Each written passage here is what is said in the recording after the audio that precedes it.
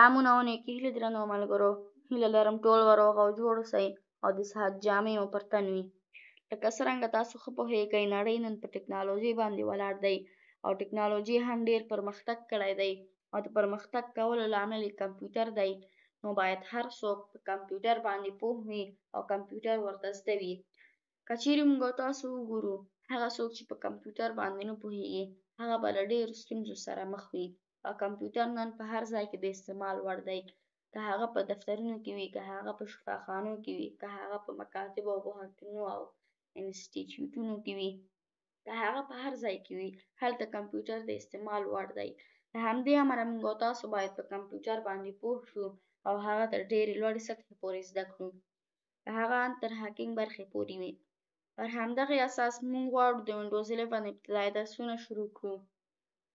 دا زموږ د وینډوز 11 د ابتدایي درسونو لومړی درس دی او په دې درس کې موږ به په دې پوه شو چې څرنګه خپل کمپیوټر په اصولي ډول سره ګل کړو او د خپل د کاري صفحې یا هم انټرفیس سره اشنایي پیدا کړو او د هغې په اړه معلومات ترلاسه کړو.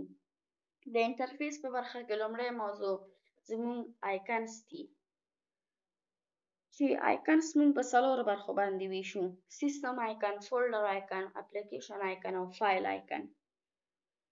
لومړی راځو سیستم آیکن ته.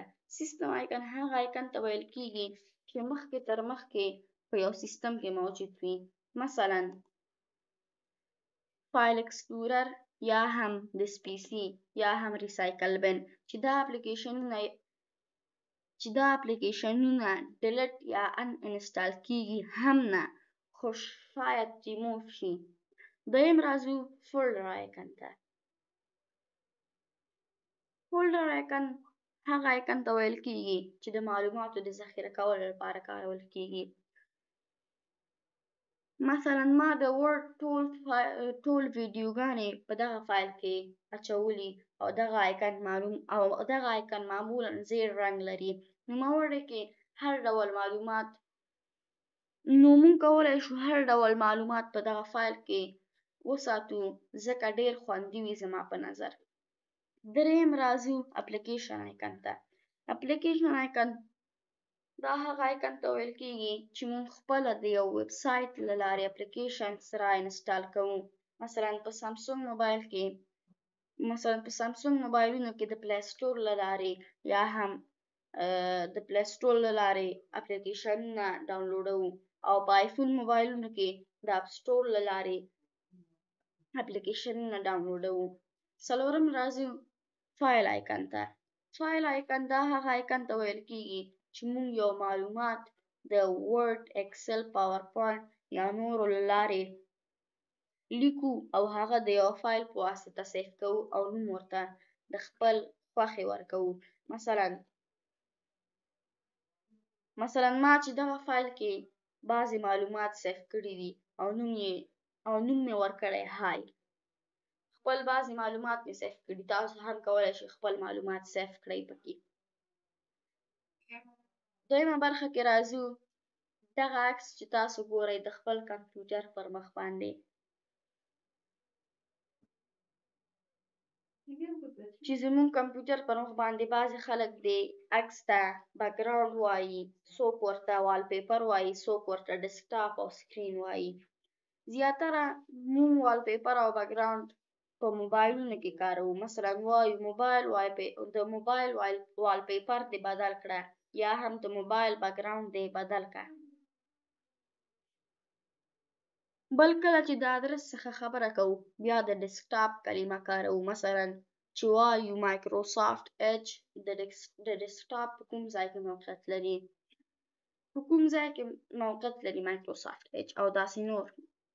بل کله چې د تخنیک څخه خبره کوو بیا د سکرین له کلمې څخه کار اخلو. مثلا وایو چې کمپیوټر رانه وغورځېده او سکرین یې مات شو. دریمه برخه کې ټاسک بار لرو. دا لاندې کوم سپین ځای چې تاسو ګورئ ټاسک بار په نوم یې پیژنو. ټاسک بار بیا په 5 برخو باندې ویشل شوی. لومړی برخه یې ویجټ دي. کله چې په دغه آیکن باندې کلیک وکړو چپ طرف ته موږ ته ویجټس خلاص کیږي او کله چې موږ له نت سره وصل اوسو موږ کولی شو چې مختلف ډوله ویجټس وګورو.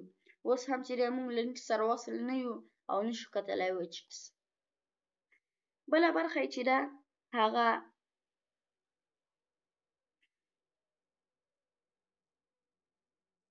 سټارټ بټن دی. سټارټ بټن دغه ځای ته ویل کېږي. کله چې په دې کلیک وکړو موږ او تاسو موږ ته سټارټ مینو خلاصه کېږي. سټارټ مینو موږ ته خلاصېږي. په سټارټ مینو کې بیا موږ سره نور موضوعات دي چې بیا وروسته یې په مفصل ډول سره لولو. دا کوم بټن چې تاسو ګورئ عبارت دی له تاسک بار بټن څخه چې د سرچ باکس تر څنګ پروت دی چې دې کې کولی شو موږ خپل ځان نه بعضې اپلیکیشنونه اډ کړو یا انپن کړو چې بیا وروسته یې لولو چې څنګه یو اپلیکیشن په تاسک بار کې اډ کړو یا څنګه یو اپلیکیشن له تاسک بار څخه انپن کړو. په درېیمه برخه کې چې دی سرچ باکس دی موږ سره. سرچ باکس یا کله چې زموږ یو اپلیکیشن په کار وي یا کوم آیکن زموږ په کار وي دلته یې سرچ کوو او ګټه ترې اخلو. څلورم دغه ښي ځای ته نوټیفیکیشن ایریا وایي. په نوټیفیکیشن ایریا کې موږ ته نوټیفیکیشن راکوي چې په دغه وخت کې او په دغه ساعت کې چې دی تاسو ته میسج راغلی. د دې لارې کولی شو چې خپل میسجونه وګورو یا هم وګورو چې موږ له کومې وای فای شبکې سره نښتي یو یا هم وګورو چې ساعت څو بجې دي یا نن تاریخ څو بجې دي. دا زموږ د وینډوز 11 د ابتدایي درسونو لومړی درس او هیله کوم چې زموږ یوټیوب چینل در سره سبسکرایب او له خلکو سره یې شریک کړئ.